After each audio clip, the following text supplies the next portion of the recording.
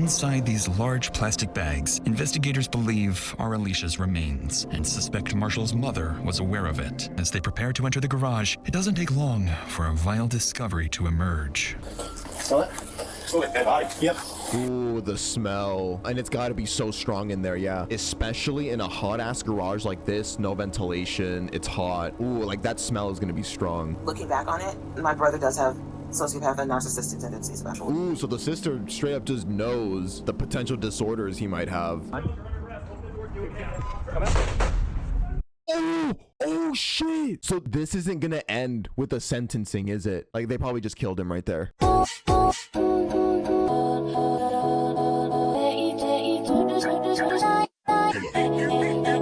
Hello, YouTube. In today's video, we are back with our regularly scheduled programming of trauma and absolutely disgusting true crime cases today. The case that we're going to be watching today is brought to you by Dr. Insanity, and the name is Mother Catches Son Bringing Chopped Up Body into Her House.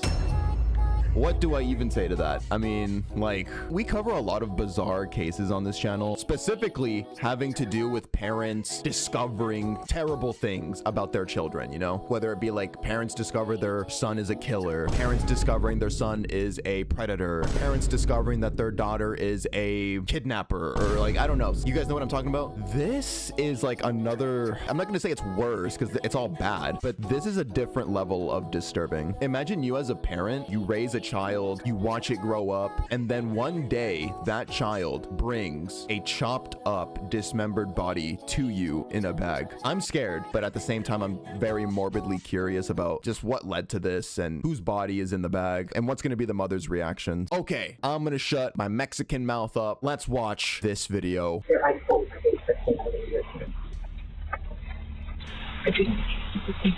That was it. That had to have been it.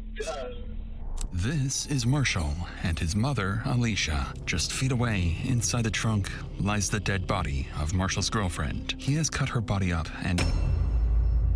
Okay, so just immediately we're learning that it's his girlfriend. I thought it was going to be a child for a second, not going to lie. That was going to be my guess. I thought it was going to be a kid. Lies the dead body of Marshall's girlfriend. He has cut her body up and plans to discard it in the remote mountains of the Sierra foothills. Over the next several weeks, a series of small mistakes in Marshall's cover-up would bring him face to face with local police and the FBI, watching detectives unknowingly walk past his murder scene and slowly discovering the monster he truly is. Dude, somebody in chat said Sid the Sloth. Do you know what she may be? Brother, I'm gonna keep it a buck with you. I don't know. Brother, I'm gonna keep it a buck with you. And that's how you know I'm serious. That's how you know I'm not lying. Keep it a buck with you? I don't know. Have you guys thought about maybe she was trafficked? Yep. Ugly Benny, come out, your hands up! Bro, keep it a buck. It's approximately 6:30 p.m. in Antioch, California, when 24-year-old Alexis Gabe is seen at a Chevron gas station. While filling up her car, she receives a message from her boyfriend. "Are you still coming over?" She replies, "I can only come by for a bit." After paying, Alexis gets back on the road, and by 6:37 p.m., she's seen arriving at her boyfriend's house. He doesn't know it yet, but she's there to break up with him. A decision that will carry far greater consequences than she expects. Her name is Alexis, so first of all, before I say anything else, rest in peace. But it's just like, it's pictures like this of victims before they die that really breaks my heart, because look at her smiling. This is somebody's daughter, somebody's sister, maybe somebody's best friend. It's just heartbreaking. People like this have to lose their life to fucking idiots like this, dude. 2 hours pass. Then Alexis's car is seen leaving Marshall's house, but something isn't right. The vehicle takes an unusual route, one Alexis never uses to get home, and just 12 minutes later, roughly 6 miles away, it pulls into a quiet residential neighborhood. A masked figure steps out of the car, noticeably larger than Alexis. Moments later, her phone pings. "Did you make it home?" And as the figure disappears into the distance, Alexis is never seen or heard. How much do you want to bet? Because we've seen people try and pull this trick before. How much do you want to bet this text message was sent by him, the killer, to make it look like he didn't have anything to do with it? This is him committing the act of murder, and then he also sends a message like, "Oh, look, that couldn't have been me. I was sending her a message like, did you get home?" Her phone pings. "Did you make it home?" And as the figure disappears into the distance, Alexis is never seen or heard from again. Sheriff's Department. Is this a family member or friend? Family member. Pacific. And how long ago did you last talk to her? No one's heard from her since she went to see her ex-boyfriend last night at 8:30. And she's not answering her phone or anything? No, it's going straight to voicemail. On the line is Alexis Gabe's sister. Her tone is urgent as she insists on filing a missing persons report immediately. What did I just say? Like, this is somebody's sister, dude, and she has a sister. And it's only been 1 day after her disappearance, and her family is already worrying about her. So you can tell, like, they're really close. She went to see her ex-boyfriend last night at 8:30. And she's not answering her phone or anything? No, it's going straight to voicemail. On the line is Alexis Gabe's sister. Her tone is urgent as she insists on filing a missing persons report immediately. To better understand the situation, dispatch sends Officer Rod Coutney to the family's home, and that's where he learns why Alexis's family is already fearing the worst. Good morning. How you doing? I'm Detective with the police department. I'm gonna get some info from you guys, and I'm gonna start looking for Alexis. That's okay. Okay. She ever make any like sort of statements? No. Okay.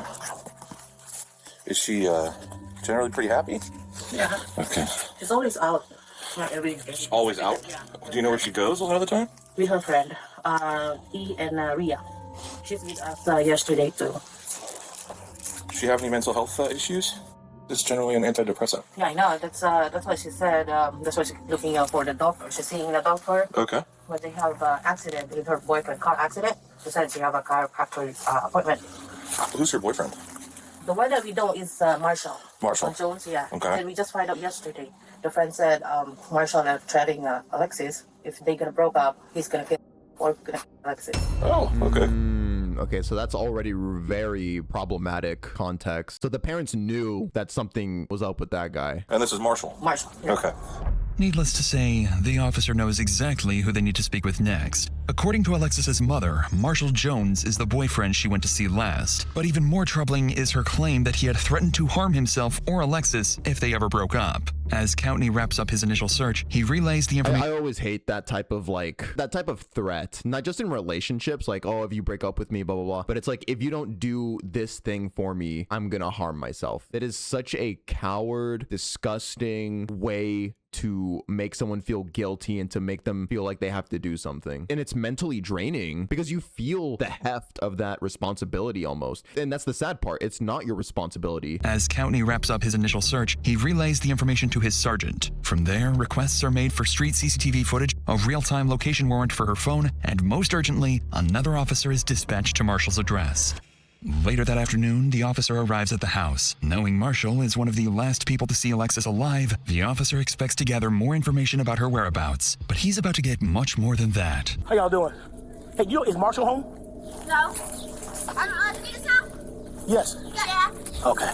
How y'all doing today? Okay. Y'all be safe. Be careful now, okay?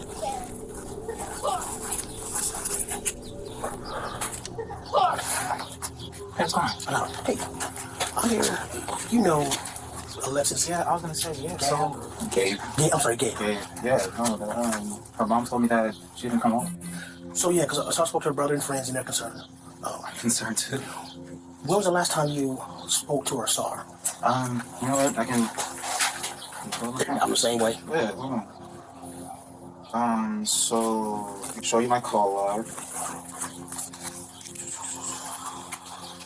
I talked to her throughout the day yesterday. I want to say 6:38. Take note of this. Notice how quick he is. Like, almost like he's reciting a script. Like he's going down a script that he's practiced. He immediately went to the call log and the text messages, the receipts. The reason why he's so adamant about immediately going to that is because he was sending fake messages and maybe even doing fake phone calls with her in order to set up an alibi or to set up an excuse as to why it couldn't be him. Like, look, I was texting her throughout the day. It couldn't have been me driving in the night hiding her body and shit. I want to say 6:38 is when she told me that she was outside.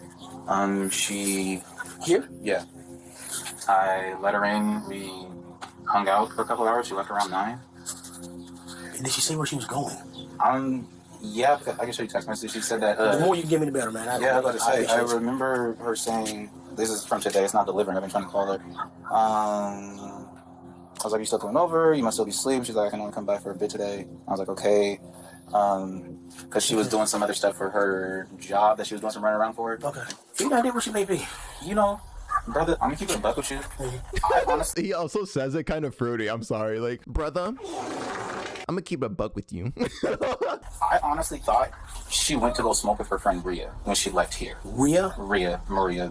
Oh, Maria. Yeah. Okay. I thought she went to go smoke with her because usually she won't tell me, you know, what she's doing until she's already doing it. Mm-hmm. So I thought she went there, but then when I kept on calling by like 11 and I wasn't getting anything. Okay.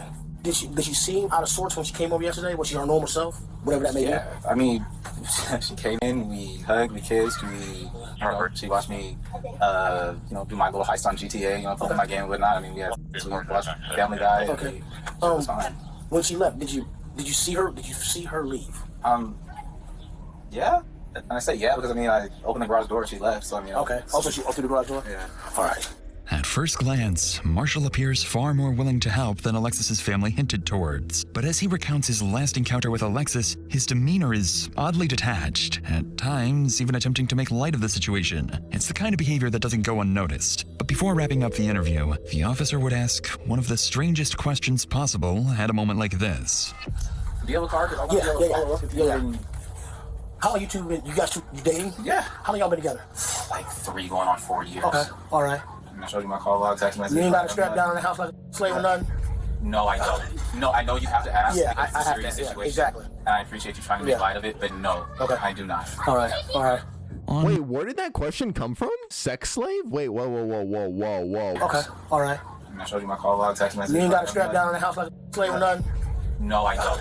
No, I know you have to ask. Yeah, because it's I a have serious to. Yeah, situation. exactly. And I appreciate you trying to make light of it, but no, I do not. All right.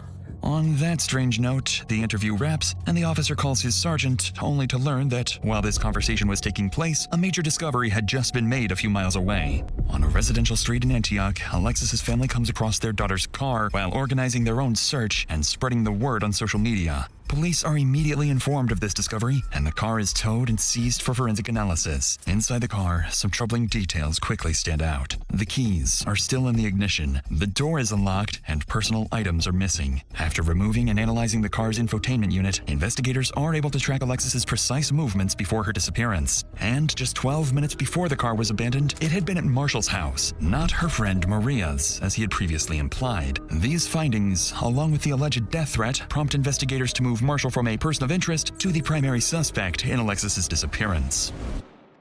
The following day, 2 detectives arrive at Marshall's house, suspecting he is the last person to see her alive and may have been withholding vital information. However, they're also here for something else, something that will catch him completely off guard. Hey, I'm a detective administrator. Okay, are you Alexis's Boyfriend, yeah. boyfriend? Okay, what's your name? Marshall. Okay, yeah, we're still looking for her. Have you heard from her at all? Or? I have not. I've been trying to call her. I've been texting. My text messages aren't getting delivered. My phone calls are going straight to voicemail. Gotcha. Okay.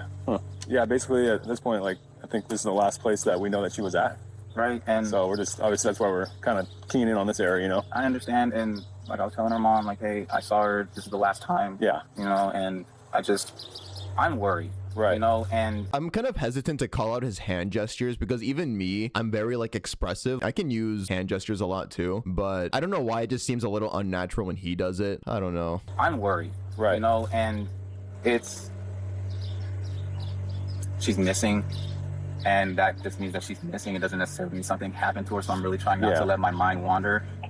Her friends I'm not going to say they've been putting me under scrutiny, but they're making me feel like I did something and I didn't. Okay. Yeah, I mean, anytime and boyfriend, right? And that's what I'm saying. You know, everybody handles stress different, you know, and so we just want to rule everything out, anything weird to happen here. So, you know what I mean? And then we can move on to, hey, let's go look another area and see where she's at, you know? I understand. Are you cool if we go inside and look around real quick?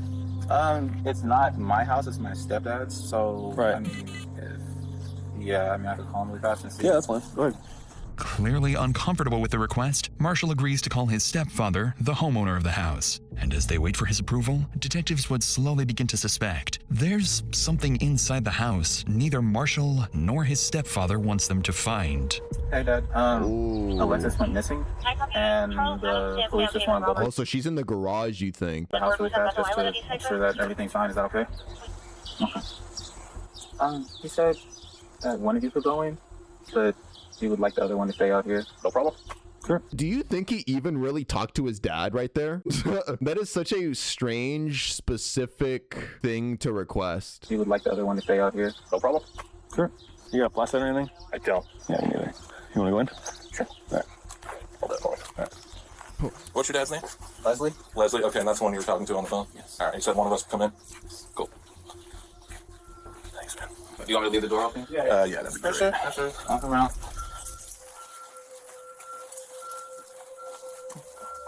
Anything of hers that's here?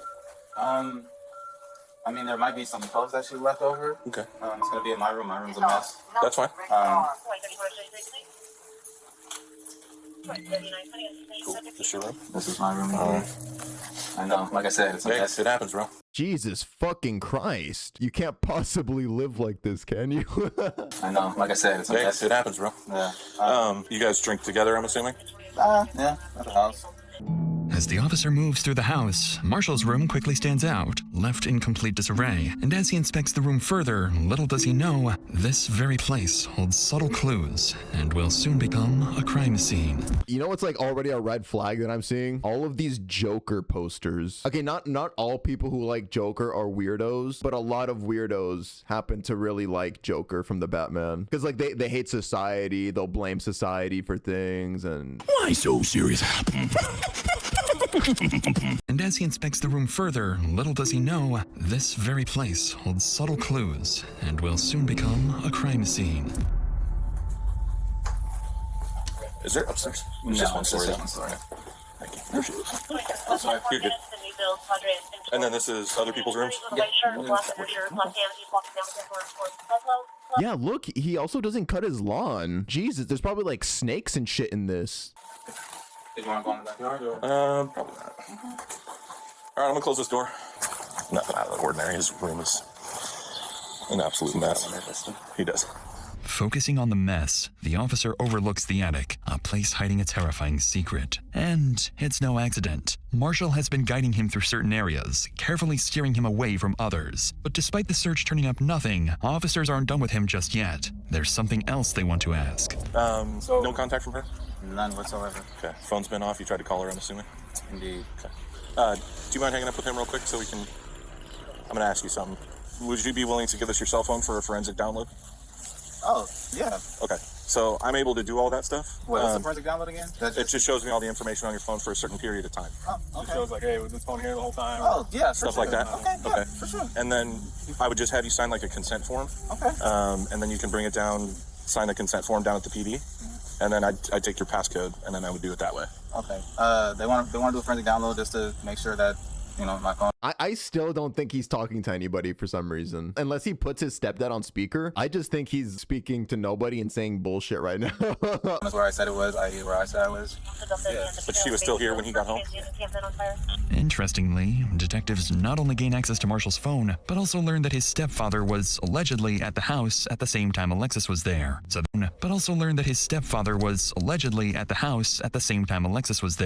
they make a note to speak with the homeowner as soon as possible to see if his account aligns with Marshall's. Shortly afterwards, Marshall gets into his stepfather's car and follows the officers to the station. As he drives, officers ahead notice something strange. He appears anxious, swerving slightly with something large in the back of his car obstructing his view. In reality, Marshall isn't just nervous. He's just realized he's driving straight to the police station with a car full of incriminating evidence. Do you think the body is still in the car as he's going with police to the police station? About 10 minutes later, Marshall arrives at the station, trying to steady himself, quietly questioning why he brought this car in the first place. And the second he steps out, he realizes the officers are onto him. You know what you all have? Yeah, blankets and whatnot. Wait, do you actually have to search it, or can you just look around? Because it's my dad's car, and I mean, I kind of just want to lift the gate so I can see inside, you know? If that's cool. Ooh, the trunk is where all of this shit is. You see his mood change really fast. He is absolutely shitting himself right now. I mean, I kind of just want to lift the gate so I can see inside, you know? If that's cool.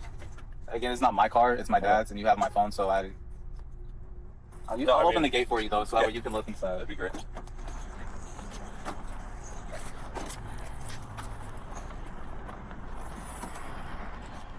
We went to the drive-in, so tried to get Rumi some water. I mean, you can look in the bag. That's our Philly cheesesteak. Any of this hers? No. Because we would like to collect the DNA sample from her, right? So we have a reference on file. So was she back here? Yeah, like I don't. So is any of this like? None of this is her. I don't know. Would you mind if we like took a blanket to test it? Or? I would because yeah. And does she normally sit up in the front seat? Yeah. Okay, well, let's start the photo. We're not. You don't want us to look under the blankets or what? Dude, he's like absolutely shitting himself, bro. Look how he smiles. Bro, this is him. He's just like, oh, you're funny. You're so funny. Like She would like to look under the blankets. I don't want you to think I have a dead body or anything. No, I was just because you're being all. Yeah. Okay, so this is your stepdad or your real dad? My stepdad. Gotcha. All right, cool. Naturally, Marshall's unwillingness to show what's in the trunk immediately raises red flags for the officers. Once it's opened, they find multiple blankets, pillows, and food waste, with Marshall insisting that he and Alexis... He got references for every moment, bro. I'm just really brain rotted, bro. With Marshall insisting that he and Alexis used the car as a bed at the drive-in. With suspicion mounting, they get Marshall to sign a consent form, download the data from his phone, and then return it to him. And as they let him go, detectives believe the contents of Marshall's phone may finally reveal what he's been hiding, unaware that this entire investigation is about to start going downhill. The next day, as investigators prepare to review the data from Marshall's phone, they notice the download process has failed, leaving them with nothing. Realizing Marshall's willingness to cooperate may already be reaching its limits, detectives decide not to push any further for now and instead turn their attention elsewhere. There's still one person they haven't spoken to yet. Marshall's stepfather, the homeowner who was allegedly inside the house the same night Alexis disappeared. If something happened to her that night, he may have witnessed it. With that in mind, they drive back to the house to speak with him, where they'll begin to suspect that not everyone wants them to discover the truth behind Alexis's disappearance. Hey, Mr. Clark.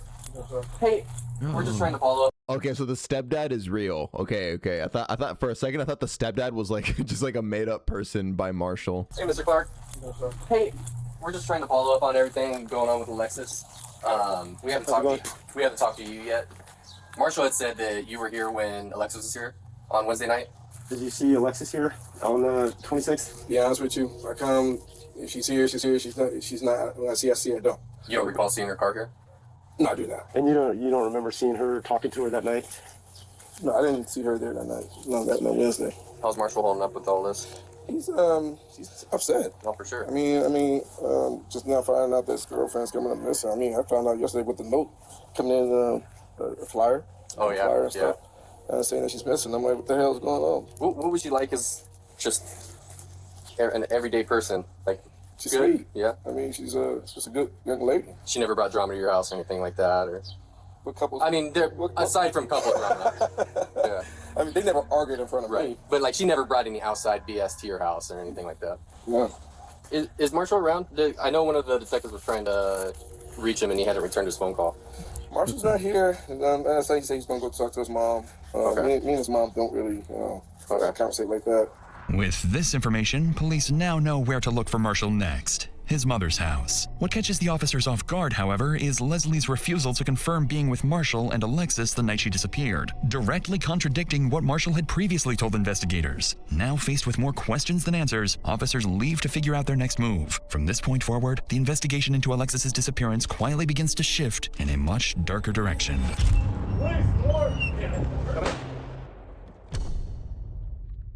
Oh, okay. So it's been a whole week now since her disappearance. Okay. During the next several days, police visit Marshall's mother, Alicia Clark, looking for her son. But suspiciously, she claims she hasn't seen him since the night his girlfriend Alexis vanished. By now, investigators begin to consider a troubling possibility. Marshall may be on the run, and his family may even be covering for him. But their biggest piece of evidence is still to come. Just as the investigation seems to stall, CCTV footage is recovered from the route Alicia's car took the night she vanished. For roughly 12 minutes, the car is seen speeding from Marshall's home to the residential area where it's eventually abandoned. A masked figure is seen stepping out of the car, noticeably larger than Alexis, with a more masculine build. As detectives begin tracking the figure's movements through nearby cameras, they watch it move calmly for over a mile until it arrives somewhere completely unexpected: Marshall's mother's house. This development makes investigators certain that the masked figure was none other than their prime suspect, Marshall. And with that, an emergency search warrant for his home is secured immediately. On February 1st, more than a dozen officers arrive at the house, convinced there is far more inside than Marshall originally let them see. God damn, a dozen? 12? Yeah, I think the parents for sure are withholding information because it's their son. I feel like that's gonna be like their explanation. Oakley PD search warrant, open up! Press the door. Press the door with the foot. Yeah, hold it to the side. Press the cord.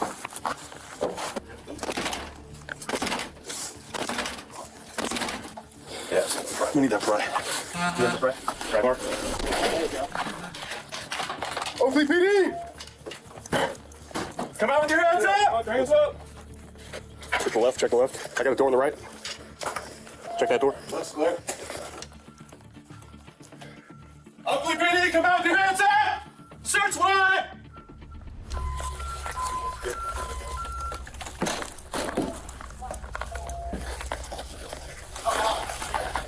Check that. Clear. As officers move through the house, neither Marshall nor his stepfather are anywhere to be found. But then, as they prepare to enter the garage, it doesn't take long for a vile discovery to emerge. Smell it? Smell it, dead body. Yep.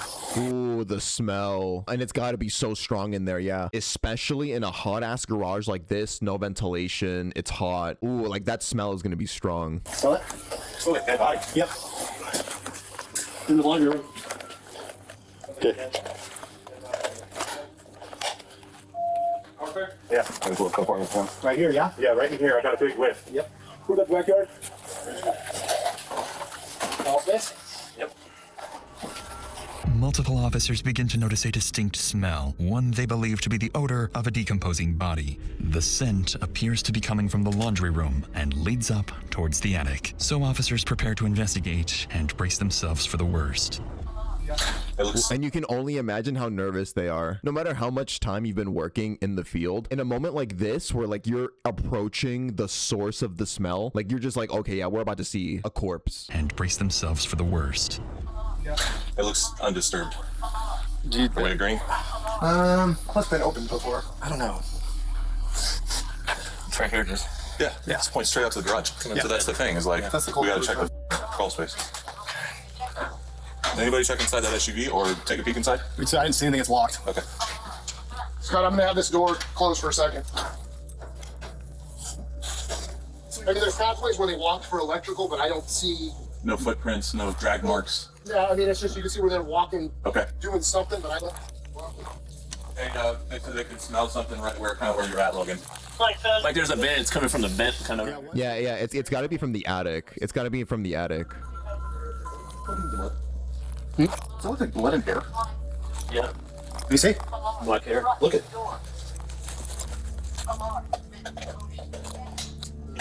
Paint? Could be blood, could be blood. Paint, but that could also be blood. Alright, let's flops. Let's clear up.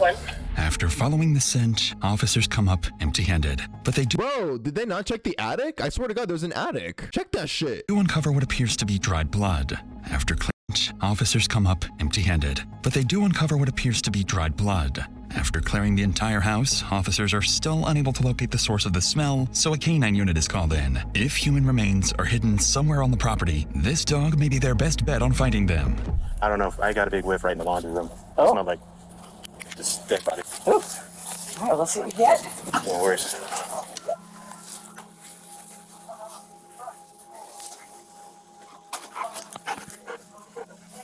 Let's go, doggy. Let's go. Doggy. That had none of the other behaviors that we're looking for. Keep checking. Okay, good go. Dude, yeah, look, the dog's even jumping up. The dog's jumping up, bro. It's the attic. That's the attached garage. Oh, can I go in there? Yes.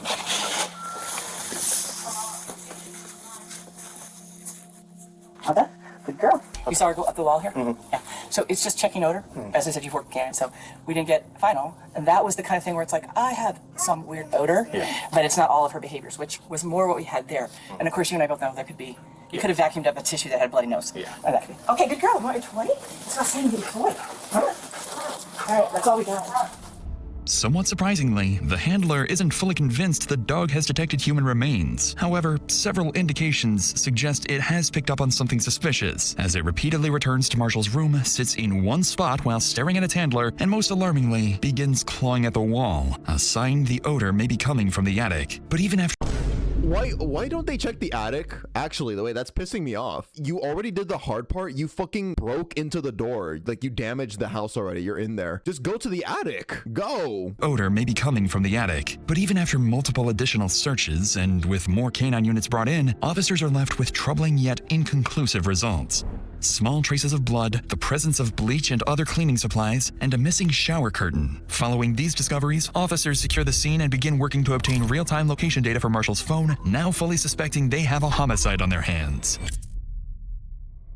Over the next several weeks, officers are seemingly no closer to finding Marshall. Neither his mother nor his stepfather appear willing to cooperate any further. But every time the investigation seems like it's losing momentum, Alexis Gabe's family keeps pushing forward, pressuring police to find their daughter and bring her justice. That pressure soon begins to pay off when investigators finally obtain a real-time location warrant for Marshall's phone and discover he's moved to Vacaville, California, roughly an hour and a half from his home. After a quick check, they find out exactly where that location leads: his sister's house. So officers quickly head to her address, hoping to find Marshall there. What's your name? Ariana. Ariana. I'm James. Nice to meet you. Nice to meet you. Obviously, you know why we're here, right? I do. When he got here, he was off. While he was here, that's when I saw the first flyer for Alexis. And that's when I started putting the pieces together, what could be. I said, get your tomorrow, you gotta be gone. I want nothing to do with this. And his gun was underneath. I lost my. What was their relationship like? Ooh, so he had a gun. From Alexis and Marshall. So it got toxic over the last year and a half. He was a lot more torn up about them breaking up than about her being missing. I will say that, irrefutably. Looking back on it, my brother does have sociopath and narcissistic tendencies about himself. Ooh, so the sister straight up just knows the potential disorders he might have. Narcissistic personality disorder, and then what was the other thing? Oh, sociopath and sociopathic stuff too. Sociopath and narcissistic tendencies about himself. Your mom and Marshall are close, right? Yes. Do you think that she's helped him out in any way? Will she get in trouble? I hope not. I mean, I hope in the end of all this, she'll be as cooperative as you are. Because ultimately, your brother made the choice that he made, right? So do you think he went to Vegas? No. I believe this is a number that he's using. If you guys want to take it, that's fine. Most worryingly for officers, Ariana seems to suspect someone else may be helping Marshall evade police. However, Ariana also gives them something significant: Marshall's new phone number. So after wrapping up the interview, investigators move quickly to track his location. Yeah, the sister does give the vibe that, like, she's, like, just from how she talks, she just wants to lay it all out. She wants to give all the facts that she knows. And then she even hinted that somebody helped him. I think it's the parents, yeah. I think y'all would agree with that. I think y'all were pointing that out earlier. This is when they discover that Marshall's phone is pinging all the way back to his mother, Alicia Clark's house. Up to this point, Alicia has been telling police she doesn't know where Marshall is. Now, detectives begin to suspect she's lying and may even be actively hiding from police. Over the next few hours, police secure an emergency search warrant for Alicia's house. Officers rush to the location, knowing full well Marshall could disappear again at any moment. But little do they know, the lead they're following is actually a setup. Ugly police search warrant, come to the door! Hello? That's okay. Let's open the door for me. Thank you. All right, ma'am. Step out, please. Just to go to sleep upstairs. I understand. She'll be up there. She's okay. Are you able to wake her up and bring her out here for a minute while we service this warrant? I'm not actually. Let me see what I can do. Anybody else inside? After escorting Alicia and her daughter outside, officers move in to search the house, but they find no one else inside. They do, however, spot a working camera outside the home, one they immediately begin trying to obtain a warrant for. Despite Marshall's absence, the forensics team insists that his phone is still actively pinging inside the house. By now, investigators know something isn't adding up, so they prepare to question Alicia, starting with the very reason they're here in the first place. Where's the best place? Nice backyard. Talk to me. What's going on? So we're obviously here for a reason, and there's a couple of reasons. We're here for Marshall's phone. So we know it's here, but we don't want to tear your house apart too much. So if you could direct us to it, so we don't have to like mess anything up. Like, where's the phone? It's upstairs in my closet in the green Hawaiian shirt. That is that's sus. Why is it not only in your house, but it's upstairs in your closet in a shirt too, like kind of hidden? I have a question. What do you guys need it for? You guys cloned it. So the cell phone thing, they went and did the download, but some of the files got screwed up, so we don't have everything. So we need that, and plus we know that he's had the phone after that. So that's the evidence that we're looking for. Strangely, Alicia appears unusually cordial with the detectives, despite having her house breached. She's even admitted to holding a wanted suspect's phone, yet treats it as if it's nothing serious. By now, investigators are more than suspicious of her involvement. They're convinced she not only knows where Marshall is, but more importantly, what he did to Alexis. So he's obviously not here, so you know where Marshall is? He had to go. I do not know. I do not know. I've intentionally told him, do not tell me where you are. It's just the situation. I don't want to know. So you're distancing yourself. Oh God. Yeah, I'm glad the officer pointed that out. She is like strategically trying to distance herself as much as possible now that she knows the police are on his ass. Basically what she's trying to do by saying, okay, don't let me know where you're at. Because if he starts telling his mom, oh, like, I'm here, I'm over here, I'm gonna go over there, that's gonna add on to her charges that the mom is probably gonna get. So she's like being strategic, like, okay, I'm already in trouble, I'm already covering for you, don't be telling me where you're at, because that's gonna be something else I'm gonna have to hide. So you're distancing yourself. Oh God, no, not Okay. Not at all. I just know this isn't who we are. I mean, And we don't believe that. yeah, they're not. We just You guys are just doing your job. right. We have to try our best to get answers right. So But I'm definitely not distancing my son. I'm not. Okay. That's not the reason. What do you know? I know that the two of them had a solid relationship. I mean, for Valentine's Day, he wanted to get her an edible arrangement. I couldn't afford it. And so he went and got the chocolate, all of the stuff, built for an edible arrangement. I like that. I mean, that's the kind of guy he is. I've told him since he was younger, when you're dating, you want to make sure that you are so good to her that she's going to be comparing every other guy to you. Right away, this description of Marshall doesn't quite align with what investigators believe about their suspect, especially given his sister's earlier claims that— No, yeah, it's just like such a stark difference. It's a day and night difference in how they're describing Marshall. The mom is just so suspicious. Like, she's just so guilty looking, and then saying that he's really sweet and loving. And then you have the daughter over here, the sister, my bad. You have the sister of Marshall over here saying he's fucking sociopathic and narcissistic. Especially given his sister's earlier claims that he's a narcissist and a sociopath. If Alicia is fully aware of her son's— yeah, somebody in chat says classic boy mom. Oh gosh. If Alicia is fully aware of her son's alleged crime, then defending his character like this is not only disturbing, it's something most people would find nearly impossible to do. Sensing this may be more difficult for her than she's letting on, detectives decide to shift their approach, appealing to her emotions, hoping that if this is all an act, it's about to break. Because, I mean, obviously, we're still looking. She's still out there somewhere. And things don't look good. Yeah, it's hard to look that family in the face and tell them, hey, look, we don't really have anything to tell you. Have you guys thought about maybe she was human? Have you guys found that info? I've heard that some people posting stuff on the internet and stuff, but a lot of people are not, they don't have a good grasp on how human works. Right. You can't just snatch up a 24-year-old, 170-pound female. I mean, I'm just going to be straight up with you. Do you think if Marshall had anything to do with it? God, no. No. Look how she's fucking with her fingers. Look how she's fucking with her fingers, bro. Guilty. Lock her up too, bro. She's hiding the truth. Even if there's evidence that would suggest that he has something to do with it. You guys would have to prove it beyond a reason. Obviously. I don't want to leave you thinking that, for the lack of a better term, just... I know. Oh, God, no. No, not at all. There's a reason. I mean, I can only leave you with that. I can't like... That's even saying too much. You tell me... I don't want you to, like... To just, like I just said, I mean, we've been, both agencies here and the DA's office, we've all been working on this for 3 months now. We've looked every which way.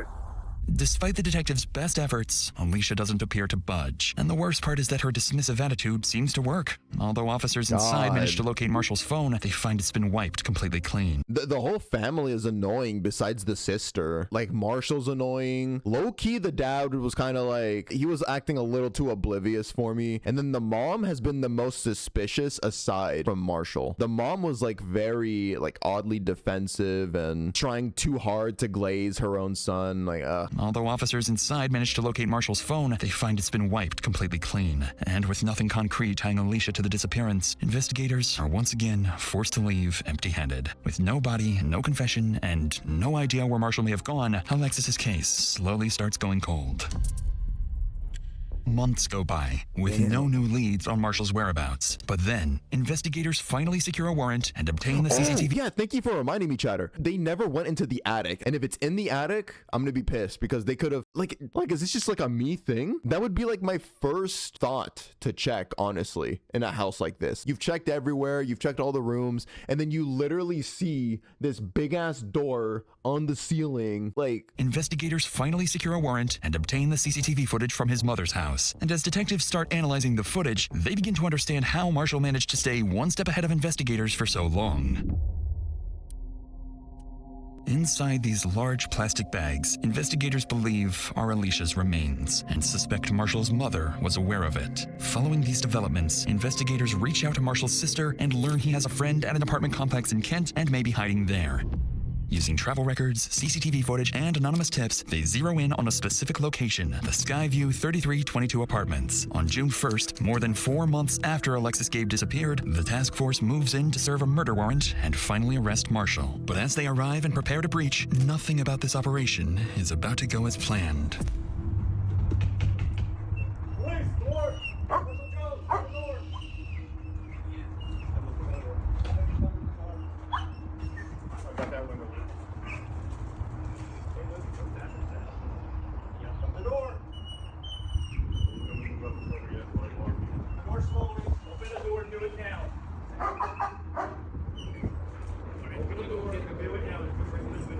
John?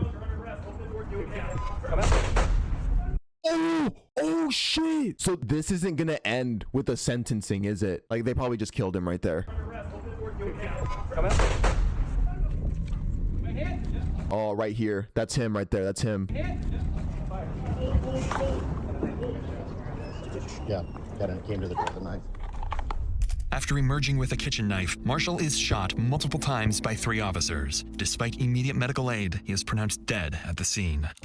The following day, Paul Beard, chief of the Oakley Police Department, holds a press conference, announcing that Alexis Gabe's case is now officially being treated as a homicide, and that Marshall Curtis Jones had been charged with her murder before being shot and killed. But any real sense of closure for Alexis's family would not come until much, much later.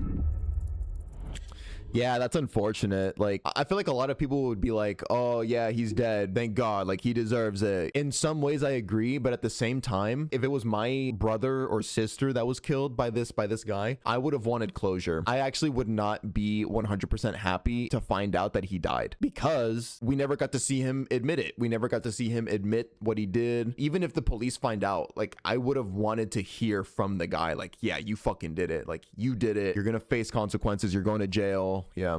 On November 3rd, while metal detecting near Jackson Road in Plymouth, a local resident discovers what he believes to be human remains and immediately calls 911. When officers arrive, they're left speechless. Scattered across the mountains are the remains of a young woman. A forensic odontologist is brought in and, using dental records, confirms the remains are those of Alexis Gabe.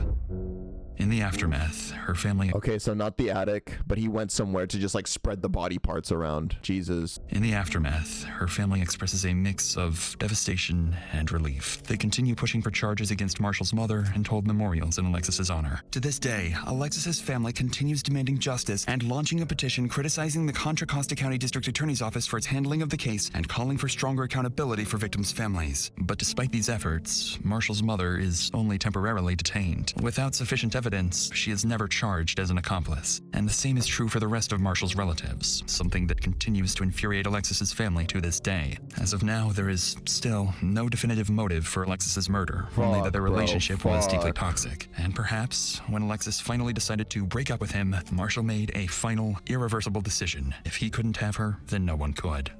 Shit, bro. They didn't get... Oh, dude, that actually just makes me so mad. I am not happy with this conclusion at all. What an unsatisfactory conclusion. So Marshall just gets killed. He doesn't really face any shame. He doesn't go to court and have the news broken to him that he has lost his life. Like, he's just gonna spend the rest of his days in jail, which is like, that's what the victims' families want more than anything. That's what I would want. That's like the closest thing to closure you can get, to be honest. And then none of the mom especially, but none of the parents got any consequences either, and they were just so suspicious, bro. The dad, he was kind of sus, but not nearly as much as the mom. The mom getting off completely pisses me off the most. This nonchalant act that she did during this entire interview pissed me off to the max. Like, during this whole thing, I was kind of irritated by like just how chill this woman was, the mom was. Yeah, no, this was just like seriously such an act, bro. And you just know she was guilty. The way that she was trying to distance herself strategically from the son, like, hey, don't tell me where you're at, don't tell me where you're at. But yeah, I do have his phone. Yeah, I do have his phone hidden in my closet. Yeah, whatever. No, yeah, fuck this, bro. No, absolutely. Rest in peace to Alexis. Everybody spam that, please. Hey, rest in peace to Alexis. Prayers to the family. I hope that they get justice, bro. I really do hope that they don't give up. No, yeah, wow. I'm actually just like so irritated with this case. That was basically a suicide attempt. I feel like that what we witnessed, this part, let me